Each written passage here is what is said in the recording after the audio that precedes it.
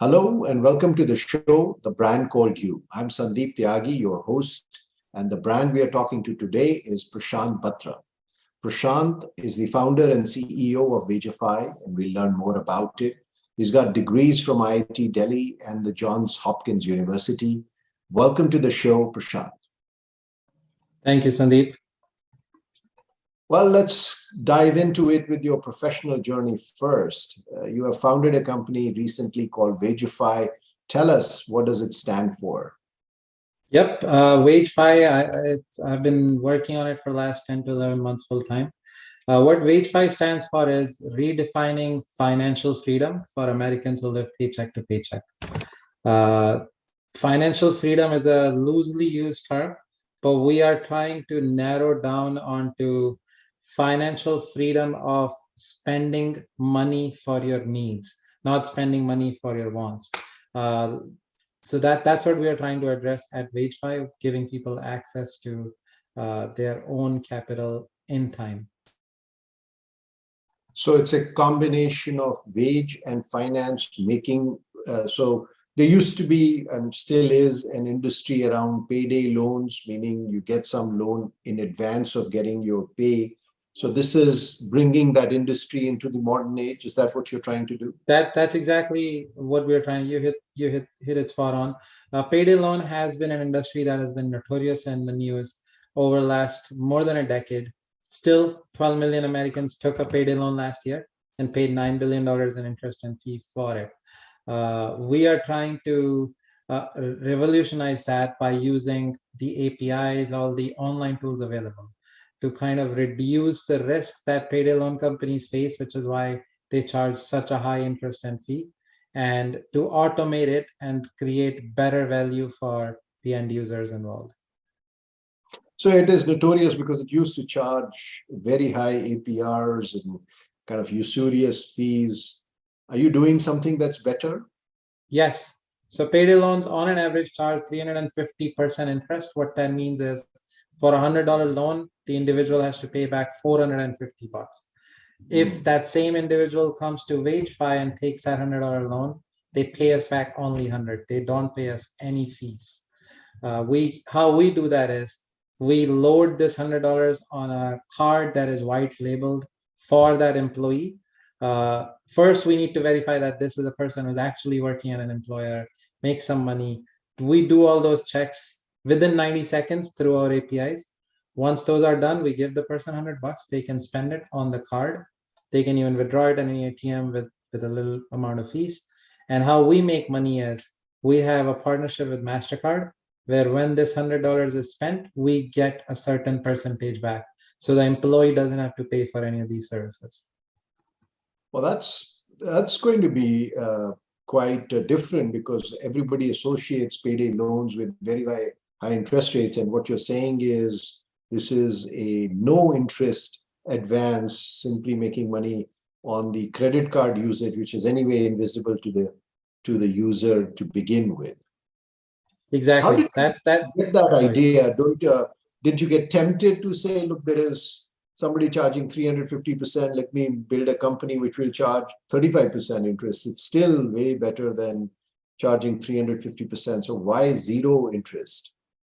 No, so this, as much as this is a startup that wants to make money, we are also on a mission because we do believe these are the people who live paycheck to paycheck. 350% is too much. They have 18%, 19% personal loan options. Still believe these are the people who are living by the penny, as to speak. So charging them any amount of interest, call it convenience fee, call it platform fee, will not do us justice in the long run. So we want to create loyal customers which stay with us, and then we have other ways of generating revenue in future, like launching new features for expense management, partnering with merchants. There are big players who can pay these bills, but not these people who are stuck in that income to income cycle. That's the mission we are on. Interesting. Now, you worked with some pretty big brand names. I was reading your background. You worked at Goldman Sachs, American Express. What has been your most important learning in that journey? What initiatives, projects did you work on, and what did you find most exciting? Yes, throughout American Express and Goldman, I've worked at various roles from risk, from product to engineering. One project that stands out amongst all my professional experience so far is the Apple Card project, because the launch was at such a scale that we haven't seen before. My learning and what gave me the confidence to do this is I taught myself how to code. I built the entire platform, decision engine platform, not the entire Apple Card platform. That text takes a decision who to approve, who not to approve. But one thing that I learned through these experiences at Amex and Goldman is uh, how to bring a team together on one mission. And that mission is always to make the corporation successful. There may be many different ways how it's communicated to the end employees, but the end goal is always to make the corporation successful. That's one learning I've had through this. That's like on a professional learning to speak. Personal learning, I started giving more value to myself and not underselling myself. This just gave me that confidence that I could learn my way into coding and launch such a big scale project, which means I can execute my own ideas, which I always had pending, and start my own company. So that was kind of that pushed me and to start my own company. Yep. So Apple Card launch was obviously a very celebrated event, given that it was coming together of two mega brands in Goldman Sachs and Apple. Both are huge brands, but neither of them were in the space of credit card. So tell us more on what did it really take to make a platform that could accelerate. Some interesting anecdotes. What were some of the experiences in the nuts and bolts of creating something like that? Yes, as you rightly pointed out, both big brands didn't have experience building credit cards, and experience, again, that was another valuable lesson.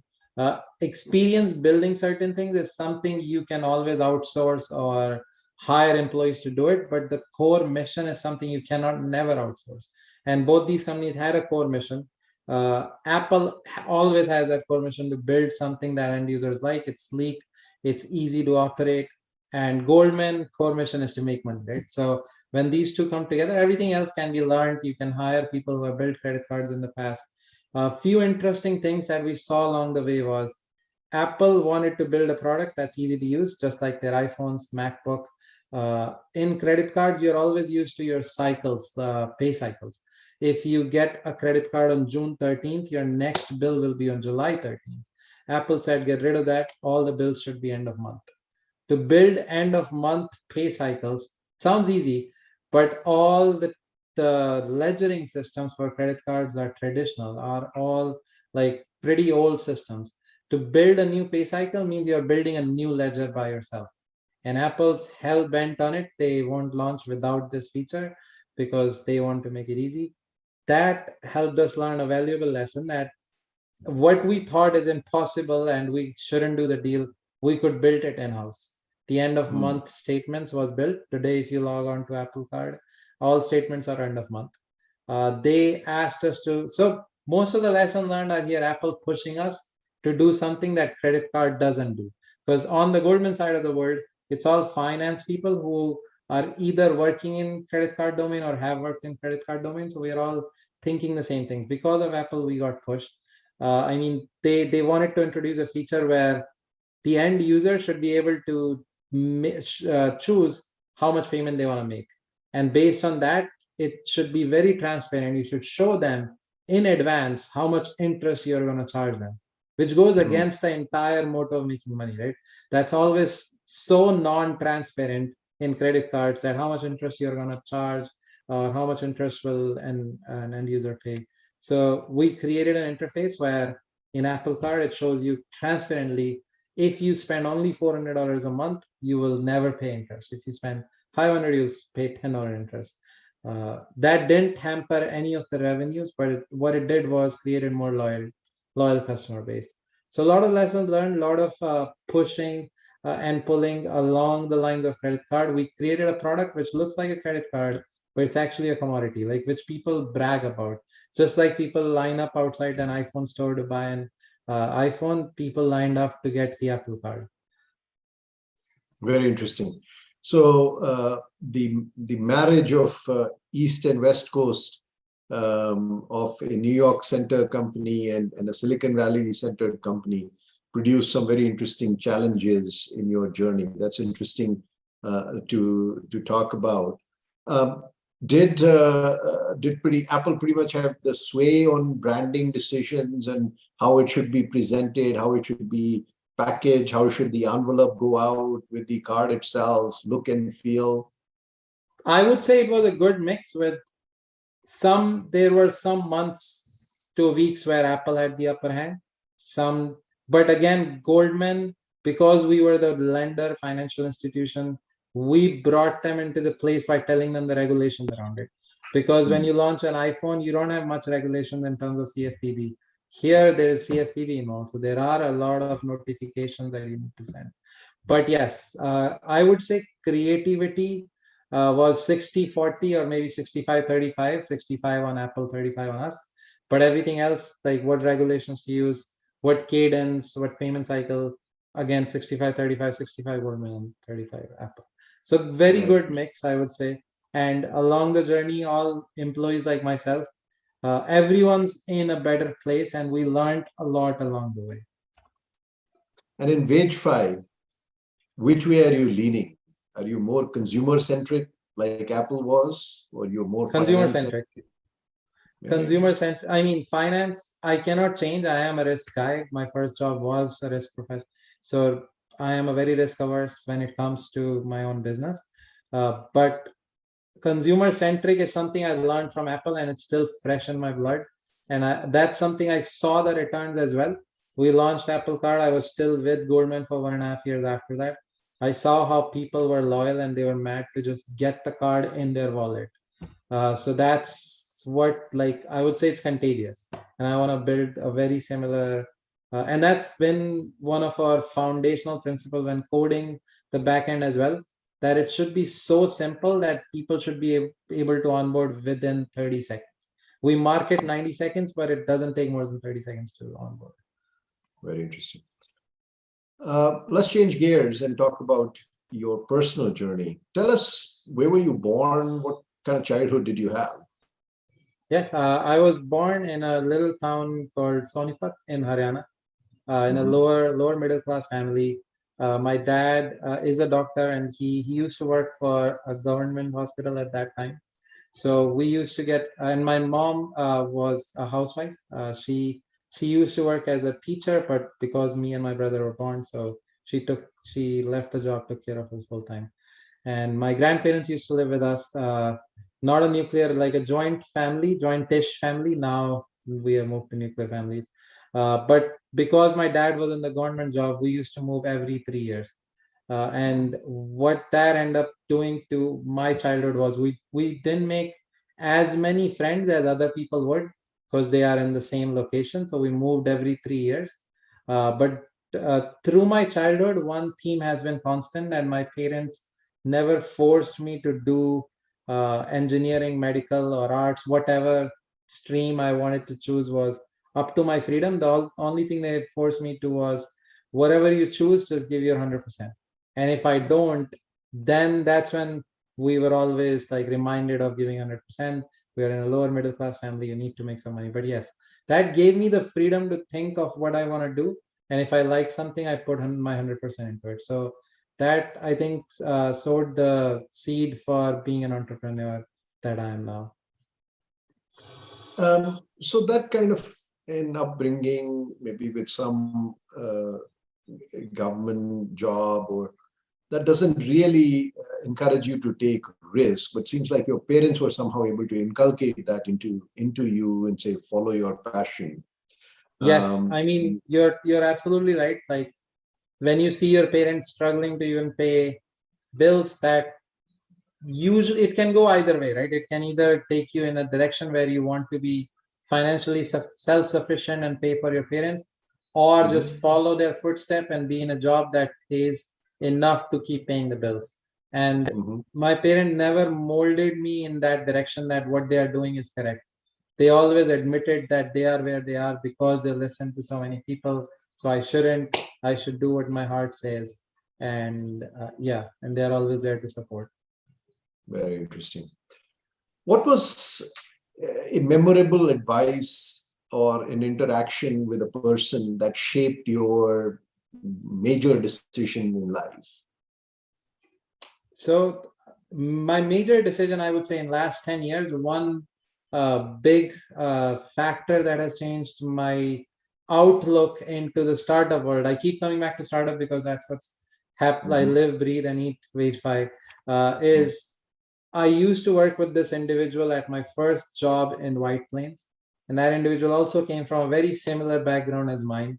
I would say very similar, or maybe even less privileged than my background.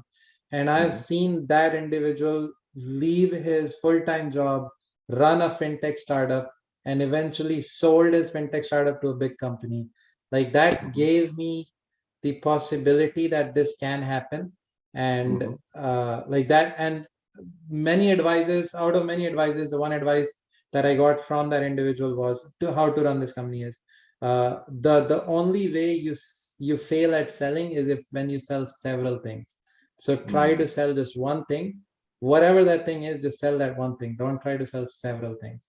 So that's one advice that I've stuck to, and I look up to that individual a lot as well. Very interesting. You want to give a shout out to this person? Seems like it has had a big impact on you. Yeah, his name is Rohit Mittal. He runs this company called Stilt Incorporated in San Francisco. Great. Yeah, it's amazing how somebody can shape your views and give you the courage to take the risk, which seems like Rohit did for you. So that's great. Yes, 100%. Just like advice, success in writing the code base for the Apple Card gives you confidence. Failures also shape us. What is one failure in your life that has shaped you?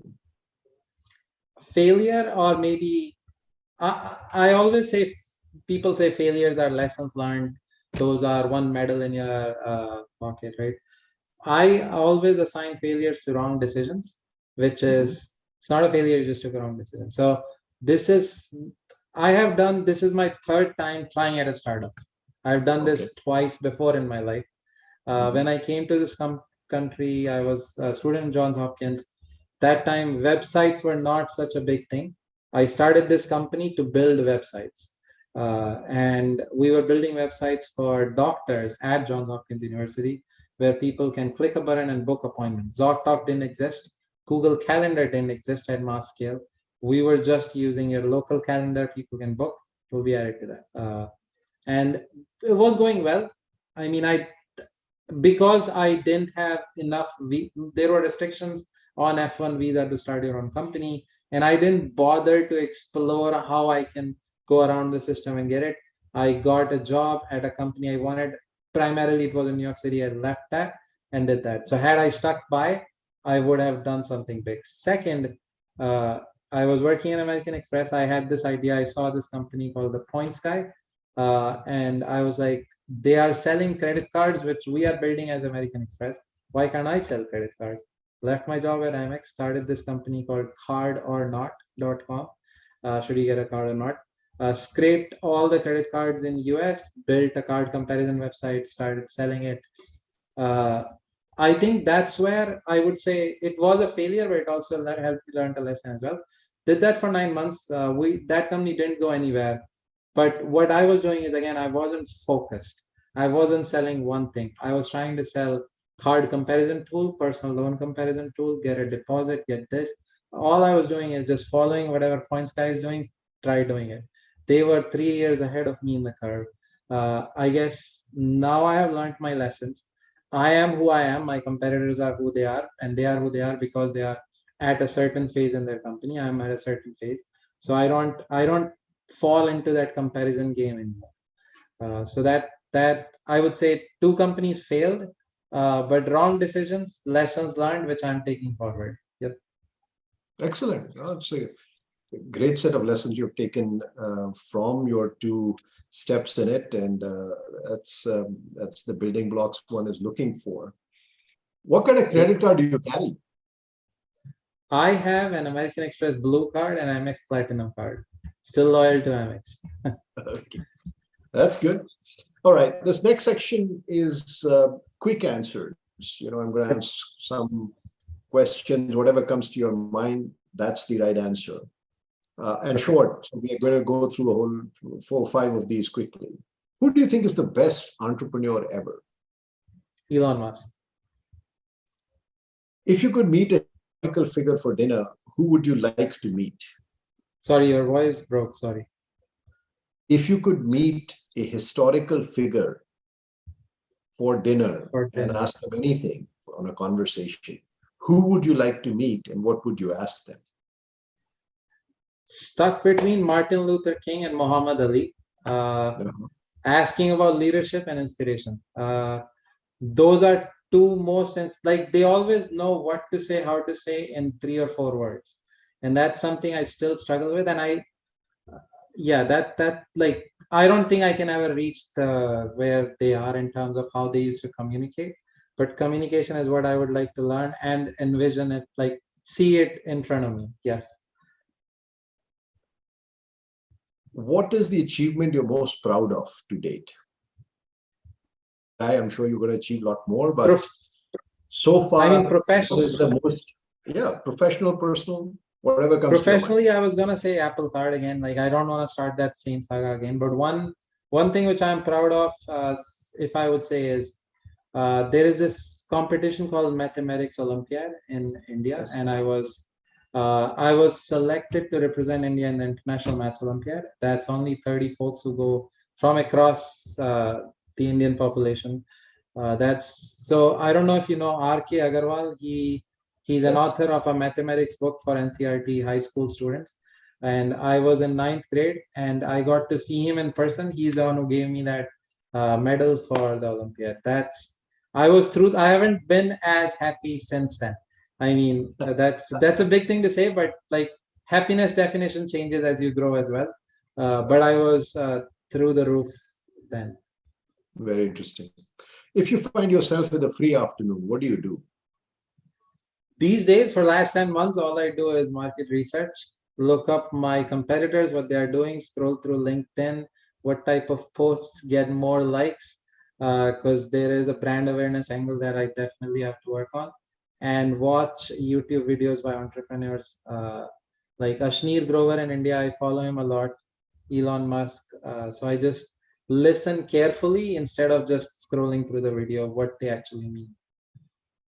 Both of those are pretty, I would say, almost brash entrepreneurs who come across and say things which a lot of people may be taken aback by. So you like that kind of brand of brashness?